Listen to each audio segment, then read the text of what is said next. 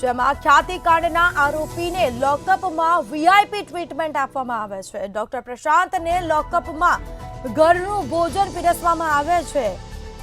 તો સમાચાર સામે આવી રહ્યા છે। રિમાન્ડ દરમિયાન આરોપીની મહેમાનગતિ કરવામાં આવી, તો પુરાવા ભેગા કરવાને બદલે ડોક્ટર પ્રશાંતને સાચવ્યો છે। વધુ વિગતો સાથે સંવાદદાતા મિત રાઠોડ લાઈવ જોડાયા છે। જી, ખ્યાતિકાંડના આરોપીને લોકઅપમાં વીઆઈપી ટ્રીટમેન્ટ આપવામાં આવે છે, શું વિગત? જી, જે ડૉક્ટર પ્રશાંત વજાણી જે એકમાત્ર આરોપી છે જે ખ્યાતિકાંડની અંદર ધરપકડ જેની થઈ છે, તેને લોકઅપની અંદર વીઆઈપી સુવિધાઓ અપાતી હોય તેવી માહિતી મળી છે। કારણ કે આ પહેલાં પણ જે છે ડૉક્ટર પ્રશાંત વજાણી છે તેમને તબિયત ખરાબ હોવાનું બહાનું કાઢીને જે છે તે ઘરનું ભોજન માગ્યું હતું, અને ત્યારબાદ હાલ જે સમાચાર મળે છે તે પ્રમાણે ડૉક્ટર પ્રશાંત વજાણીને લોકરની અંદર વીવીઆઈપી સુવિધા આપવામાં આવે છે।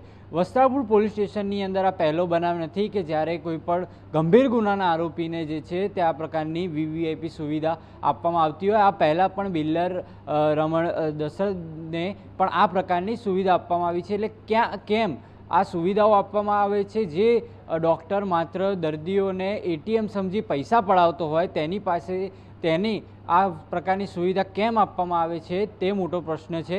અને જો સુવિધા જે તબીબી કોઈ કારણ હોય તો તેને કોઈ ટ્રીટમેન્ટ કેમ નથી આપવાની, એટલે દેખાઈ રહ્યું છે કે આ વીવીઆઈપી સુવિધા જે છે ડૉક્ટર પ્રશાંત વજાણીને આપવામાં આવી રહી છે।